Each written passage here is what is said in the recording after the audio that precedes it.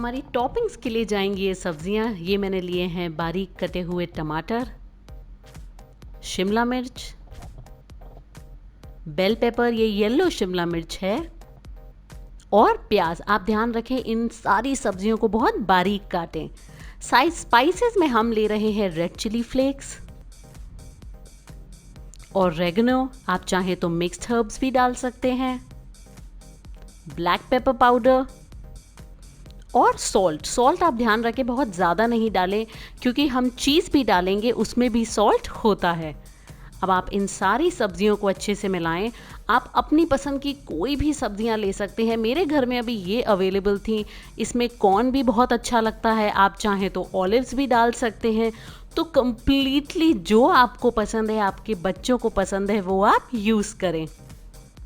अब हम लेंगे ब्रेड स्लाइसेस। ये मैंने वाइट ब्रेड ली है, इसके ऊपर मैं ये डाल रही हूँ पिज़्ज़ा सॉस। ये होममेड पिज़्ज़ा सॉस है, बहुत ही आसानी से बन जाती है। अगर आप चाहते हैं मैं ये इसकी रेसिपी शेयर करूँ, मुझे कमेंट सेक्शन में ज़रूर बताएं। अगर आपके पास पिज़्ज़ा सॉस फ़िलहाल नहीं है तो आप केचप भी लगा सकते हैं। अब इसके ऊपर हम डालेंगे अपनी सब्जियाँ।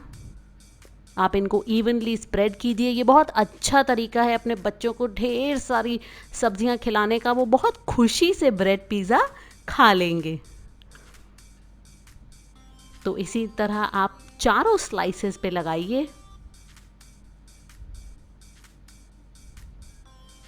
इसके बाद अब हम इसमें डालेंगे चीज़। ये ग्रेटेड चीज़ है, बच्चों को बहुत पसंद आता है। आप प्रोसेस्ड चीज़ ले सकते हैं, मोज़रेला ले सकते हैं, चेडर ले सकते हैं। जो चीज़ आपके पास अवेलेबल है वो आप इस्तेमाल करें। मैं प्रोसेस्ड और मोज़रेला यूज़ कर रही हूँ। अब एक पैन में हम डालेंगे बटर। आप ध्यान रखें जो फ्लेम है अब आप उसको लो पे रखें, इसको हम हाई पे नहीं पकाएंगे। इसके ऊपर अब हम डालेंगे अपने ब्रेड पिज़्ज़ा के स्लाइसेस और इसको अब हमें लो फ्लेम पे ढक के पकाना है 3 से 4 मिनट तक, या फिर तब तक जब तक जो हमारी चीज़ है वो कंप्लीटली मेल्ट हो जाए। तो अब आप देखें 4 मिनट बाद ये कंप्लीटली मेल्ट हो चुकी है। इसके ऊपर अब मैं डाल रही हूँ थोड़ा सा और ऑरेगनो और उसी के साथ चिली फ्लेक्स।